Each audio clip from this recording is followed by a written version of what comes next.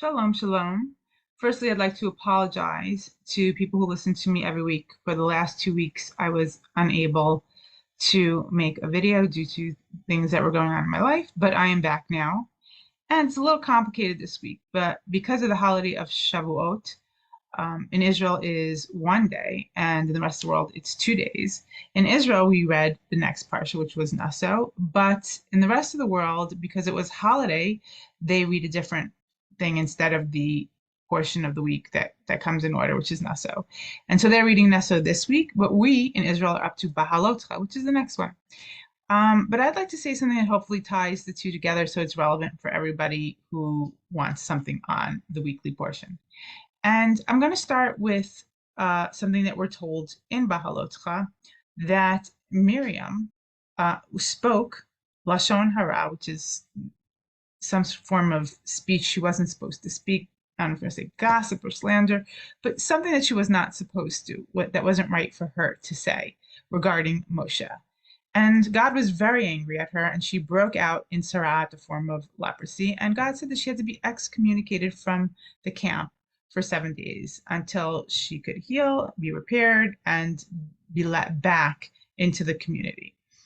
And I want to connect this to, as you see here, the Keruvim here are on top of the Aron HaKodesh. This was the place where God chose to make himself heard. From now on, after the building of the Mishkan, when God wanted to communicate with the nation, he was going to be heard, his voice, what he had to say, coming from between the Keruvim.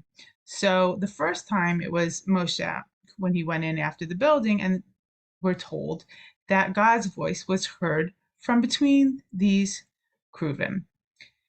So the question that I have is why would God choose to have his voice heard from these golden images? I mean, we're told not to make images, and especially it's connected with the Avodah Zarah, and it seems um, difficult to understand that God would want to be heard in a structure that has these two molten images on it. But I think God wants us to learn a message, and visuals are very powerful for people. And what we see here is an image that is of two cherubs. They're supposed to have childlike, innocent faces, and they're facing one another with their wings spread to soar to the heavens. And I think that what this is trying to metaphorically communicate to us is that if we face one another, when we're in a relationship with another person, and we face them head on with innocence and purity like an angel, of wanting to understand, wanting to hear what the other person, wanting to connect with the other person, and we leave a space in between for that person to speak and for us to hear that, to hear what the other one is trying to say.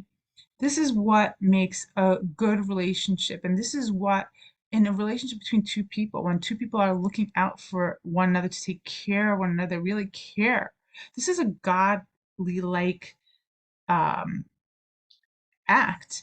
As a matter of fact, God put us on this earth to try and to understand God. And in doing so, when God created first man and woman, God told Adam that he created woman to be an Ezer Kenegdo, to be there to help him fully actualize his potential.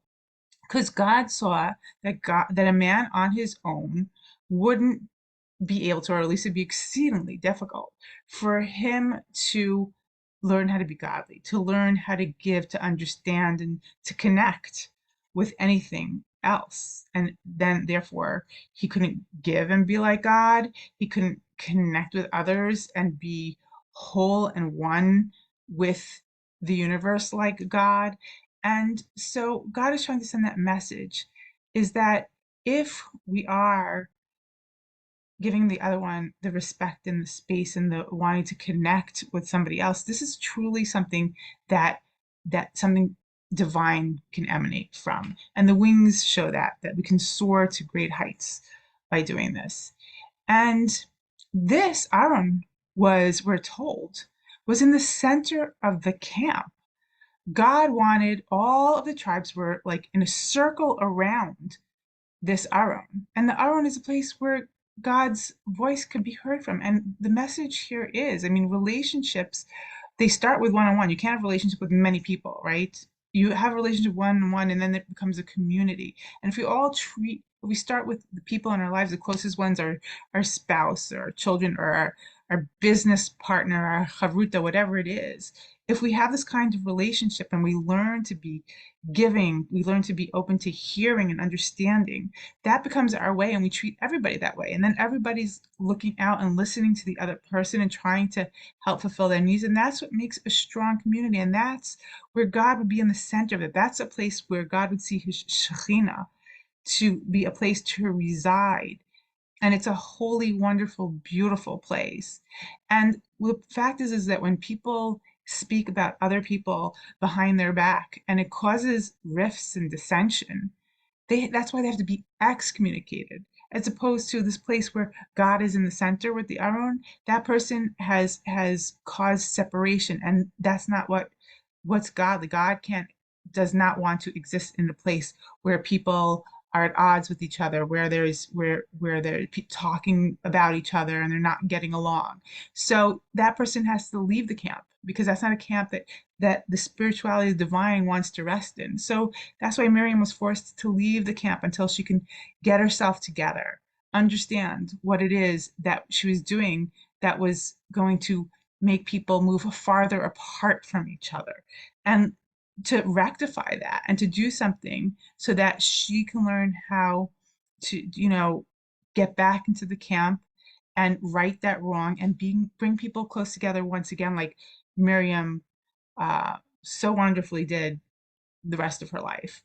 So I think that that's the message that connects the two parshiot. And I think it's important to remember that if we want to be divine, if we want to have a peaceful, because that's what really it is to have a peaceful life that harmonizes with everyone else, we should try not to um, speak evil about others. We should listen and try and hear what people are really trying to say and understand, and look out for one another. And that will be a wonderful existence. And with that, I wish you all a very good Shabbat Shalom.